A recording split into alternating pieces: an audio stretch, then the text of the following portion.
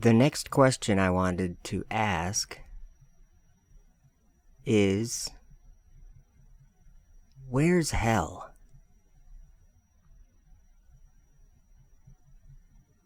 It's in the heart of the earth, right? Yeah, that's what I thought too.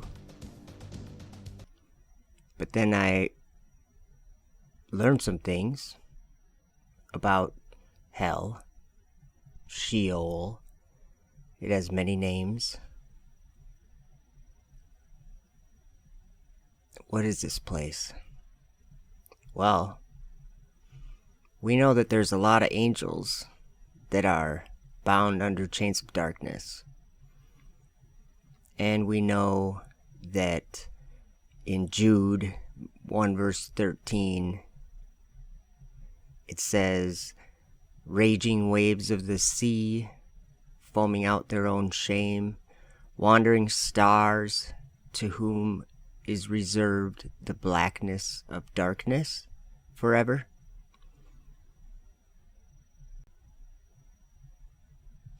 But hell's a real place. I'll tell you that. But it is a spiritual place. Franklin, we see a long line, a couple of star-like things, and a lot of things swimming in the foreground. Can you describe what you're seeing? Well, the long line is a tether, and there's a little bit of debris that kind of flies with us, and it's illuminated by the sun at such low angle. So there's a lot of stray light, and it's getting washed out quickly, but Claude is trying to do a quick, good job here adjusting the cameras. Copy that. Our bodies stay on the earth, our flesh bodies, when we die. But our spirit goes to a different place.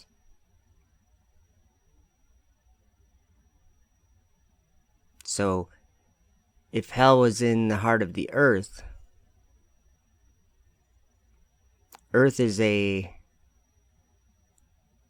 physical and material place. What is hell? A spiritual place in the earth? As for the beauty of his ornament, he set it in majesty. But they made the images of their abominations. But they made the images of their abominations and of their detestable things therein. Therefore have I set it far from them, and I will give it into the hands of the strangers for a prey, and to the wicked of the earth for a spoil. And they shall pollute it, and they shall pollute it. My face will I turn also from them, and they shall pollute my secret place, for the robbers shall enter into it and defile it. The end is come upon the four corners of the land. Now is the end come upon thee, and I will send mine anger upon thee, and will judge thee according to thy ways, and will recompense upon thee all thine abominations. And mine eye shall not spare thee, neither will I have pity, but I will recompense thy ways upon thee, and thine abomination shall be in the midst of thee. And ye shall know that I am the Lord. Thus saith the Lord God, an evil, and only evil, behold, is come. An end is come, the end is come. It watcheth for thee. Behold, it is come. The morning is come unto thee, O thou that dwellest in the land. The time is come, the day of trouble is near, and not the sounding again of the mountains. Now will I shortly pour out my fury upon thee, and accomplish mine anger upon thee. And I will judge thee according to thy ways, and will recompense thee for all thine abominations. And mine eye shall not spare, neither will I have pity. I will recompense thee according to thy ways and thine abominations that are in the midst of thee. The weird part about it is space is so incredibly black, so incredibly dark. It's a bottomless pit of deep black, almost so deep it almost has a texture when you look at it. Wandering stars, to whom is reserved the blackness of darkness forever.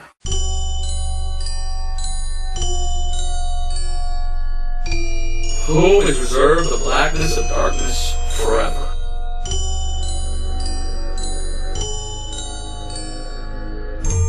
blackness of darkness forever. Well, I believe he's clearly talking about hell. Because in the Bible, there's a place where there's darkness forever.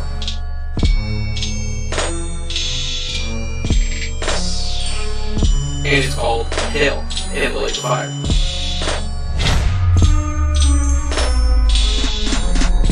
When you come in for the spacewalk, you're surrounded by the emptiness of space. It's sort of like the opposite of air. There's nothing there at all. When you quickly repressurize the hatch and you open up the hatch and you smell, what is that lingering smell from a place that used to be exposed to space? The smell in there is a little bit like that trace of a smell of gunpowder or burnt steak, or sort of like brimstone, like a witch has just been there. Brimstone. Sort of that metallic gunpowder fired smell.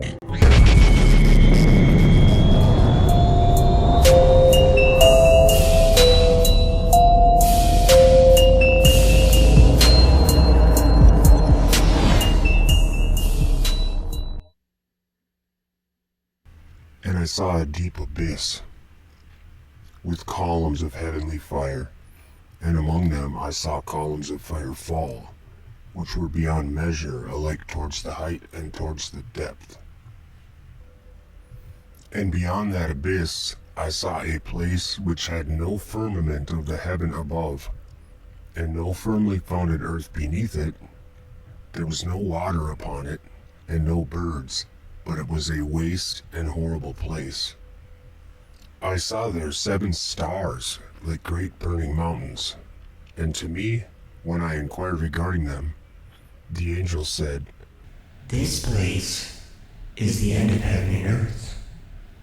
This has become a prison for the stars and host of heaven. And the stars which roll over the fire are they which have transgressed the commandment of the Lord in the beginning of their rising, because they did not come forth at their appointed times. And he was wroth with them, and bound them till the time when their guilt should be consummated, even for 10,000 years.